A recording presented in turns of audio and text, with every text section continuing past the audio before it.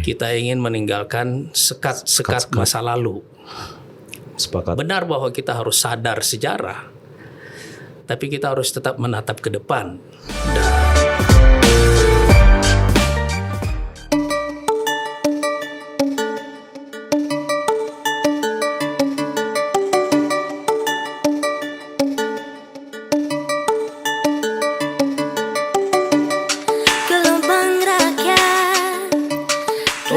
Assalamualaikum warahmatullahi wabarakatuh. Selamat berjumpa kembali di Gelora Bali Talks. Ya teman-teman, apa kabar semua? Semoga tetap sehat walafiat meskipun kondisi sedang tidak mendukung. Pada kesempatan kali ini tidak seperti episode sebelumnya yang biasanya di program sebelumnya kita mengundang ketua bidang yang ada di DPW Gelora Bali untuk menjelaskan bidang-bidang apa aja sih yang ada di Gelora Bali. Hari ini kita kedatangan tamu istimewa teman-teman. Saking istimewanya tidak terprediksi gitu, kaget banget kita beliau bisa hadir di tengah-tengah kita di podcast kita kali ini. Kali ini kita kedatangan tamu istimewa yaitu Ketua Umum Partai Gelora Indonesia Bapak Haji Anies Mata. Selamat siang Bapak, apa kabar? Alhamdulillah sehat. Sehat. Bali gimana? Sehat alhamdulillah Pak. Alhamdulillah. Gimana perjalanan tadi kemari, lancar?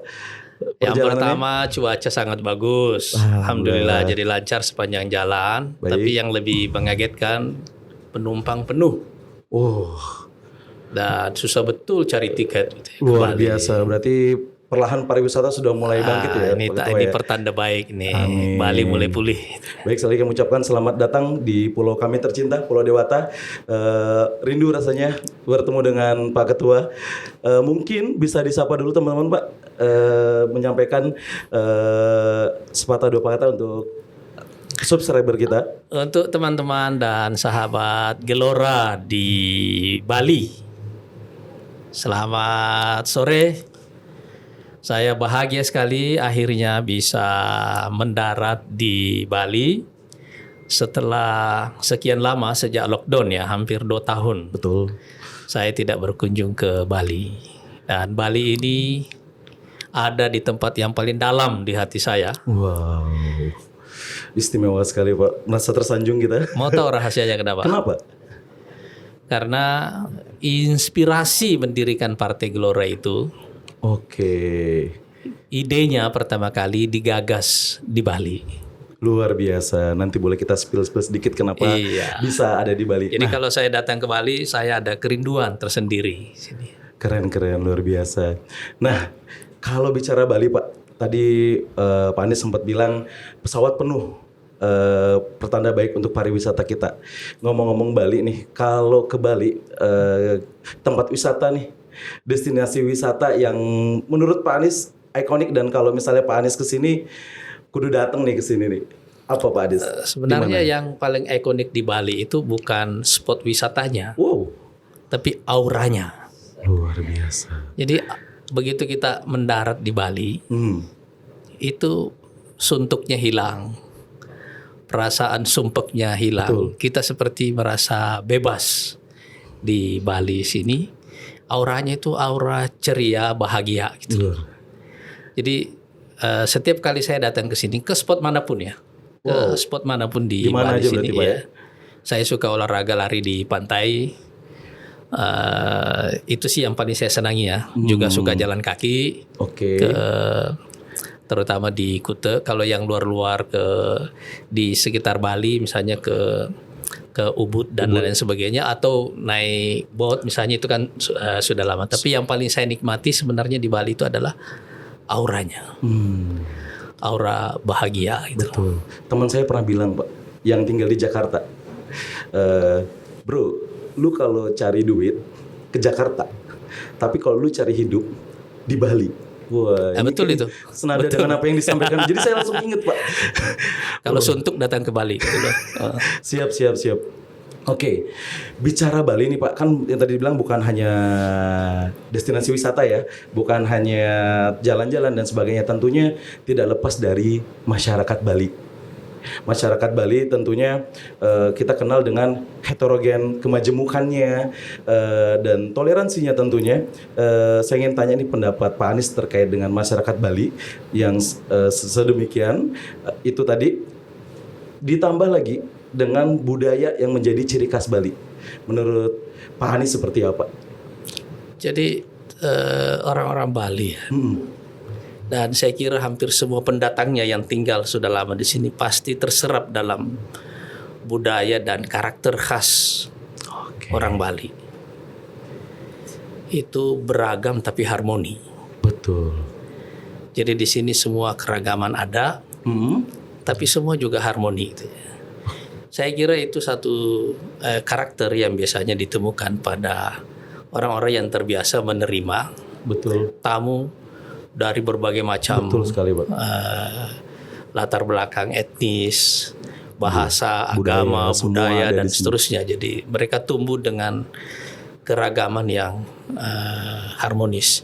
Jadi kalau kita di Bali itu kita bukan cuma merasa ceria, bahagia, bebas, tapi juga ada perasaan lain yang menyertainya karena faktor harmoni itu. Itu rasa aman. Oh iya. Iya, kita merasa aman aja di Bali di sini. Anda tidak terlalu khawatir misalnya ada orang yang akan melakukan kekerasan kepada Anda. Betul. Iya kan? Betul. Jadi di sini misalnya fungsi jawara-jawara kalau di bahasa orang di Banten ini kalau di sini itu bukan fungsi yang menakuti orang, justru fungsi pengamanan itu. Pengamanan, betul. Jadi keragaman yang harmoni itu adalah ciri yang paling melekat pada orang-orang Bali. Semua orang merasa disambut sebagai tamu di sini gitu. Wah, luar biasa. Saya merasa makin bangga tinggal di Bali, Pak. Tidak ada niatan pindah ke Bali, Pak Anies. Sebenarnya saya kalau itu lagi suntuk saya suka ke sini cari ide itu. Oh iya. Dan diam-diam kita juga cari nafkah juga di Bali. Perlu saya spill? Enggak bisa. Tadi kita sudah bicara banyak terkait dengan Bali, masyarakatnya. Sekarang kita bicara Partai Gelora nih. Iya. Partai Gelora yang ada di Bali tentunya. Partai Gelora di Bali ini menurut saya sudah mulai diterima di masyarakat Bali khususnya. Ini pandangan Pak Anies seperti apa? Jadi salah satu alasan mengapa saya dulu memulai menggagas Partai Gelora ini di Bali. Betul. Karena satu peristiwa nasional yang kita adakan dulu waktu saya masih di PKS dulu. Bikin acara nasional di Bali. Di hotel tahun 2008 kalau nggak salah. Di mana kita membuat deklarasi sebagai partai terbuka. Tapi ide ini mendapatkan penolakan yang kuat di dalam. Jadi saya pikir Bali ini adalah tempat kita mendapatkan inspirasi untuk meruntuhkan tembok dan membangun jembatan. Sedemikian dalam ya, Pak? Iya. Jadi yang kita lakukan di Partai Gelora ini pertama-tama adalah meruntuhkan tembok. Kita ingin meninggalkan sekat-sekat masa lalu. Sepakat. Benar bahwa kita harus sadar sejarah, tapi kita harus tetap menatap ke depan. Dan alasan utama mengapa Bali ini menginspirasi karena seperti yang saya katakan tadi, di sini ada keragaman yang harmoni. Betul sekali. Di sini kita belajar membangun jembatan dan meruntuhkan tembok. Dulu ada sekat kanan, tengah, kiri, ya kan? Betul. Nggak pernah kebayang bahwa dulu ada partai Islam yang bisa bikin acara di Bali. Oh iya, kan? Iya benar Pak. Dulu nggak kebayang begitu kan? Seakan-akan ini wilayah yang diharamkan bagi itu kan? Itu kan kita membangun tembok dalam mind block di dalam pikiran-pikiran kita semua kan. Nah, kita ingin meruntuhkan tembok-tembok ini semuanya dan mencoba membangun satu jembatan baru. Makanya slogan dan karakter utama Partai Gelora itu adalah kolaborasi. Sepakat, Pak. Ya, nah ide kolaborasi ini kan idenya Bali ini kan. Jadi kita dapat inspirasi dari Bali ini ide. Maksudnya keragaman yang harmoni itu begitu kita terjemahkan dalam bentuk budaya organisasi, kita menyebutnya adalah kolaborasi. Saya kira pesan ini yang akhirnya membuat kami di Partai Gelora ini sesuai dengan laporan teman-teman dari DPW ini dan data-data yang kami lihat ini mendapatkan penerimaan yang alhamdulillah Luar biasa. sangat luas di Bali, dan postur Partai Gelora secara nasional ini mewakili postur demografi Indonesia baik secara agama, secara umur, secara pendidikan. Betul. Jadi makanya disebutnya Partai Rakyat ini, Gelombang rakyat. Gelombang rakyat. Karena dulu biasanya orang kalau partai kanan itu kan pakainya istilah umat. Betul. Nah, kalau tengah pakainya istilah bangsa. Bangsa, ya. Kalau kiri dia pakai istilah rakyat. Padahal sama semua artinya semua ini sebenarnya kan. maksudnya. Nah, kita mau runtuhkan tembok ini, kita pakai istilah rakyat. Betul. Ya kan? Karena istilah ini supaya kita keluar dulu dari sekat-sekat istilah ini semuanya. Nah, tapi rakyat yang di sini adalah rakyat yang bisa menjadi pelaku sejarah. Oke. Kenapa kita perlu meruntuhkan tembok dan membangun jembatan? Karena sekarang kita menghadapi masalah yang sama. Contoh soalnya misalnya, pandemi ini kan masalah bersama kan? Betul. Dan Bali ini yang paling terpukul kan dengan Sangat berdampak pandemi ini kan? Coba bayangkan gitu ya, kita menghadapi satu masalah bersama, tapi kita bangun tembok. Bagaimana kita menghadapi masalah itu? Nggak bisa, Pak. Iya kan? Betul. Jadi kalau kita mau menghadapi masalah bersama itu, yang pertama-tama kita hilangkan adalah sekat di antara kita dulu gitu loh. Nah, sekat ini kita runtuhkan, kita bangun jembatan, kita komunikasi. Apa ini makhluk yang namanya pandemi ini, COVID ini? Betul. Iya kan? Betul. Kok tiba-tiba Bali yang tadinya ramai jadi adem, jadi sepi. Minus sekian triliun setiap tahun. Iya. Itu kan masalah bersama, bukan cuma masalah Bali kan? Betul. Bali cuma ada di permukaan yang tampak paling menderita. Gunung Iya kan? es lah kayak gitu. Tapi semua kan pada dasarnya mengalami mengalami Hal yang sama. gitu loh.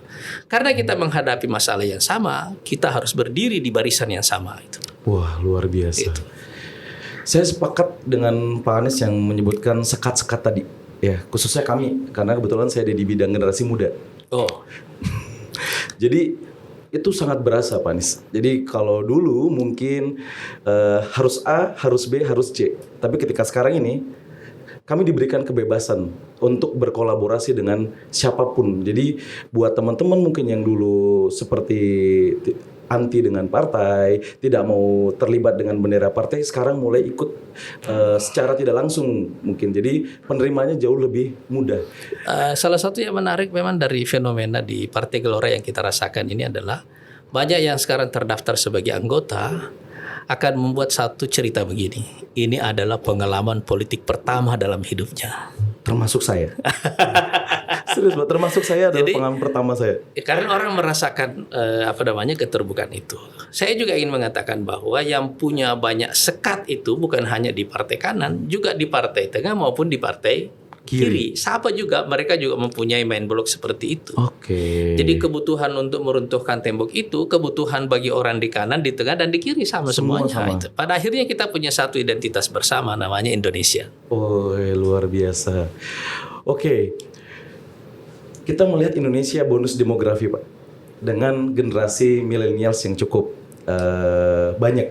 Ya. Nah, Partai Gelora sendiri, kebetulan saya bilang lagi kami ada di generasi muda. Menurut Pak Anies peluangnya seperti apa dengan generasi muda? Jadi seperti yang saya katakan tadi, postur anggota Partai Gelora ini merepresentasikan, mewakili Indonesia. postur demografi Indonesia. Oke. Misalnya secara umur, lebih dari 60% anggota Partai Gelora sekarang ini itu berumur antara 18 sampai 44. Oke. Ya, jadi artinya ini kan kira-kira postur demografi kita kan mirip begitu kan? Betul. Ya. Jadi ini artinya kata rakyat yang kita pakai ini sudah relatif terwakili dalam postur anggota Partai Gelora Di itu. dalamnya sendiri sudah Secara umur terwakili, ya. betul. Secara pendidikan juga begitu. Oke. Pendidikannya lebih dari 60% juga pendidikannya itu SD sampai SMA. Oh iya. Ya. Oh. Ini juga partai rakyat ini. Jadi ini antara pendidikan, begitu juga agama misalnya itu relatif terwakili. Jumlah muslim non-muslimnya di sini itu relatif terwakili sama dengan postur demografi kita di Indonesia. Keren. Karena tidak banyak partai yang memikirkan seperti itu, Pak. Ya. Betul. Nah, makanya sekarang karena terutama isu-isu yang kita angkat sekarang ini adalah isu-isu yang mewakili persoalan kita bersama. Ya kan? Misalnya nanti kita akan mengangkat isu climate change itu ya, perubahan iklim. Iya kan? Kita juga akan, kan ide pandemi ini kan salah satunya berhubungan juga dengan isu climate change itu tadi ya. Tapi kita juga akan mengangkat isu misalnya pemberdayaan ekonomi, UMKM, terutama UMKM misalnya begitu ya. Itu kan masalah-masalah bersama yang harus kita angkat itu loh. Betul. Kita punya satu identitas besar namanya Indonesia. Lalu kita punya identitas lain di luar dari Indonesia itu, mau Muslim, mau Kristen, mau Hindu, mau Buddha dan seterusnya. Itu adalah identitas lain yang melekat dalam identitas kita bersama yang namanya Indonesia. Keren banget. Nah, dalam identitas bersama ini kita punya masalah itu tadi. Kita menghadapi masalah yang sama. Nah, jadi kita mengangkat isu-isu ini supaya kita bisa berkolaborasi menyelesaikan masalah-masalah bersama itu. Oke, kita bicara masalah bersama. Pandemi COVID, terutama untuk Bali paling berasa buat kita, terutama kita pelaku ekonomi pariwisata. Mungkin boleh share sedikit pandangan, mungkin solusi apa yang bisa dilakukan kita di Bali ini agar paling tidak kita bisa lebih baik lagi Pak menghadapi pandemi yang sekarang ini mungkin belum terlihat ujungnya ini Pak, kalau menurut saya pribadi. Ya, jadi insya Allah besok kan kita akan ketemu juga dengan para pelaku wisata ya. Dan pelaku UMKM nih, insya Allah besok di rangkaian acara kita ini kita sengaja mengangkat masalah ini, bertemu dengan para pelaku UMKM dan para pelaku wisata. Saya sendiri ingin mendengarkan dari mereka apa masalah yang mereka hadapi. Tapi secara umum, sebagai masalah global, dampak yang paling buruk dari pandemi ini adalah bahwa dia menghentikan pergerakan manusia secara global. Betul. Data-data menunjukkan misalnya sejak tahun 90-an kan arus globalisasi dunia itu meningkat. Tahun 90-an ketika jumlah manusia di planet ini baru sekitar 5 miliar, 3 miliar diantaranya melakukan perjalanan global. Artinya 60% warga dunia melakukan perjalanan global.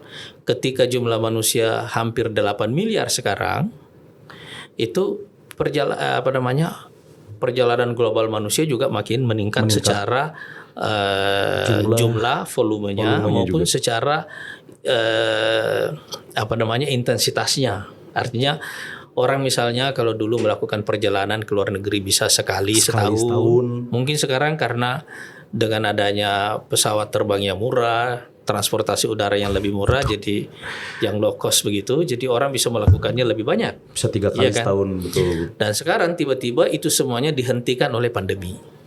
Jadi ini ada proses deglobalisasi. Itu satu. Tapi pandemi ini juga bersamaan dengan isu lain seperti isu climate change dan konflik geopolitik, terutama antara Amerika dengan China ini, itu juga pasti punya dampak gitu loh. Karena proses deglobalisasi ini implikasinya ke mana-mana. Betul. Salah satunya ke perdagangan internasional dan semua industri yang related dengan itu seperti wisata.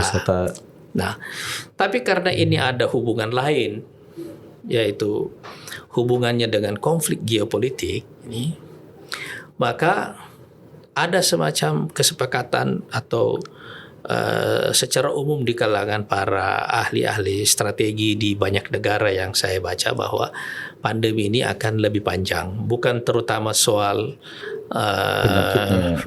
penyakitnya atau COVID-nya jenis apalagi ini kan yang baru ini, atau akan ada gelombang ketiga, keempat, kelima dan seterusnya. Bukan terutama itu nanti, tapi implikasinya pada krisis ekonomi. Karena ada penghentian pada aktivitas manusia secara global, pergerakan manusia secara global, dan efeknya pada perdagangan internasional, efeknya juga pada industri terkait seperti pariwisata dan seterusnya. Maka secara nasional, sebelum kita masuk ke isu Bali ini ya, terobosan ekonomi kita ke depan itu harus berorientasi pada pengembangan ekonomi domestik. Nah, dalam konteks pengembangan ekonomi domestik itu, pariwisata juga mengalami hal yang sama. Jadi saya kira wisata domestik ini yang harus kita galakkan, karena paling tidak sampai 3, 5 sampai 7 tahun atau pada dekade 20-an inilah secara umum pergerakan internasional itu akan sangat lambat sekali itu. Wah, sampai 1 dekade bisa sampai begitu ya. Itu akan sangat lambat sekali itu. Karena kita ini kan tidak tahu, misalnya vaksin, oke, itu membantu, tapi begitu ada varian baru, orang perlu vaksin baru lagi kan, ya kan? Booster baru lagi dan seterusnya dan seterusnya. Jadi orang nggak berhenti ini kan. Betul. Makanya karena kita tidak bisa meramalkannya, nah setiap negara harus punya cara survive-nya sendiri-sendiri. Sebenarnya sih kita agak beruntung di Indonesia ini karena negara kita ini punya ukuran dari segi geografi dan populasi serta secara relatif ya tingkat kemajuan ekonomi yang memadai untuk memperkuat ekonomi domestiknya. Jadi secara volume misalnya volume wisata, jumlah orang wisata misalnya yang datang ke Bali bisa tetap ditingkatkan dengan bertumpu pada domestik tadi. Wisatawan lokal. Iya kan? Betul. Mungkin ada misalnya perbedaan pada daya beli dan seterusnya, tapi itu nggak ada masalah, itu bisa akan teratasi dengan sendirinya gitu ya. Tapi maksudnya adalah pergerakan domestik ini yang harus kita picu begitu ada peluangnya. Iya. Karena kan memacu untuk perputaran ekonomi juga baik kita di sini. Tentu saja kita perlu mengingat bahwa karena COVID ini sebagiannya, untuk tidak mengatakan sebagian besarnya, sisi ketidakterdugaannya sangat besar sekali. Gitu ya. Dari kita mesti melihat begini, begitu ada peluang langsung kita longgarin. Kalau ada masalah lagi, nih ada masalah kita ketatin karena akhirnya kan keselamatan lebih kita utamakan. Betul. Kan. Gitu loh. Tapi maksud saya adalah orientasi pada ekonomi domestik dan implikasinya pada wisata domestik. Ya. Kita bicara Bali lagi nih Pak, kan sangat bergantung dengan wisata. Memungkinkan nggak peluang ada potensi kalau Pak Anies sering main ke Bali, selain pariwisata, apa lagi yang bisa kita manfaatkan peluang-peluang untuk ekonomi di Bali? Kalau kita bicara jangan bergantung deh sama pariwisata. Terus kalau ada kondisi kayak gini, bahasa anak-anak sekarang ambiar semua nih. Nah. Sebenarnya itu begini ya, itu harus didekati secara lebih integrated ya, secara lebih komprehensif. Jadi umumnya wisata-wisata besar atau spot-spot wisata besar di dunia itu salah satu daya tariknya itu kan adalah event based gitu, jadi berbasis pada event gitu ya. Gitu ya. Sekarang kan kita mungkin ada kesulitan untuk membuat event-event besar, nggak bisa seperti itu, begitu ya.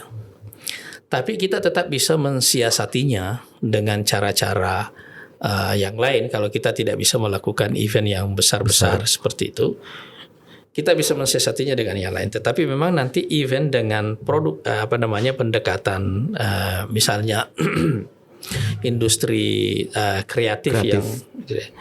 Tapi saya melihat begini, industri kreatif di Bali itu harus tidak terutama harus misalnya keluar begini dari, kalau ini orang bisnis bilang ini dari inside out.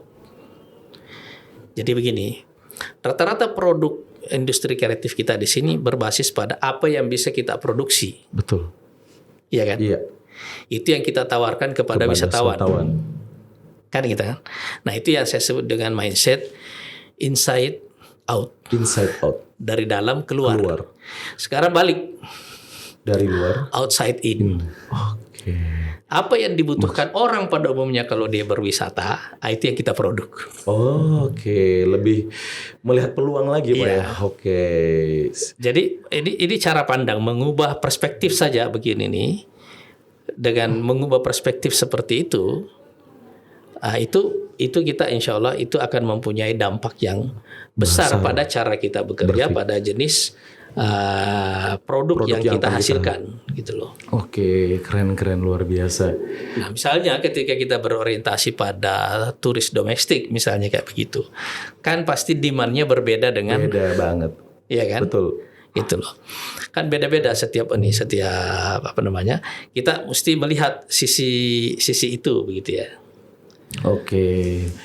Banyak input tadi ya. Jadi perspektif itu menentukan segalanya ya Pak ya. Jadi terkait apa yang mau kita lakukan, apalagi kalau masalah industri kreatif. Balik lagi ke Partai Gelora nih. Yang terbaru itu climate change. Apa yang mau diangkat, yang diharapkan dari Partai Gelora untuk mengangkat isu ini Pak? Climate change ini adalah isu besar yang sekarang ini menjadi ancaman, bukan saja ancaman keamanan nasional terbesar, lebih besar daripada ancaman perang, tapi juga ancaman kelangsungan hidup kita. Dan Indonesia ini satu dari sekian negara yang ada di daftar paling besar akan menghadapi dampak dari climate change itu, karena kita negara kepulauan. Betul. Ya kan? Begitu ada kenaikan pada permukaan laut misalnya, kita adalah orang yang paling mungkin jadi korban di awal-awal begitu. Jadi kita harus melihat bahwa cara pandang kita kepada isu ini harus berbasis pada bahwa kita ini punya interest, punya persoalan jangka pendek dengan isu lingkungan hidup, climate change ini. Mungkin berbeda dengan negara-negara lain, terlepas dari bahwa kita mungkin menuduh negara industri maju bahwa mereka yang menyebabkan semua ini di awalnya, karena dalam waktu yang lama pertumbuhan ekonomi dibayar dengan kerusakan lingkungan. Tapi kita yang baru mau berkembang kok tiba-tiba harus dicegah karena persoalan climate change ini. Tapi akhirnya harus kita sadari bahwa ini kan masalah keselamatan kita bersama gitu ya. Betul. Tapi kan antara apa yang secara saintifik dipercaya dan kemudian berkembang menjadi kebijakan policy secara global melalui Paris Agreement, dan respon pemerintah per pemerintah serta sektor swasta terhadap isu ini kan beda-beda di tiap negara. Di kita ini ada low respon terhadap itu. Jadi respon kita itu terlalu lambat. Terhadap isu ini, padahal ini implikasinya sangat besar. Sementara dalam waktu yang istilahnya dalam jangka pendek, misalnya dalam 10 tahun ke depan ini, kita termasuk satu negara yang artinya termasuk di antara yang paling tinggi resikonya untuk terdampak dari isu terdampak dari climate change itu, apalagi di atas tahun 2030 gitu ya. Jadi ini isu yang sangat kompleksnya, karena itu kita menempatkannya sebagai isu prioritas agenda utama Partai Gelora. Ini yang saya maksud, ini masalah kita bersama. Nah, coba yang akan dilakukan Partai Gelora, karena kita adalah partai, kita melakukan apa yang ada dalam jangkauan kami untuk melakukannya. Nah, jadi kita mau program pertama dalam kaitan dengan isu climate change ini adalah menanam 10 juta pohon. Ya. Itu siapapun boleh terlibat Pak ya? 10 juta itu sebenarnya angka yang sangat kecil. Waktu masanya Pak SBY dulu kan ada program 1 miliar pohon. Tapi saya sengaja menyebut angka 10 juta ini karena itu realistis bagi kami di Partai Gelora. Artinya dapat dijangkau, dapat dieksekusi, dapat dilaksanakan. Nah, sekarang dengan misalnya kader kami lebih dari 0,5 juta, kita bisa membayangkan bahwa kira-kira satu kader itu akan punya kewajiban 20-25 pohon. Iya kan? Dan ini kita canangkan sampai tahun 2023 yang akan datang.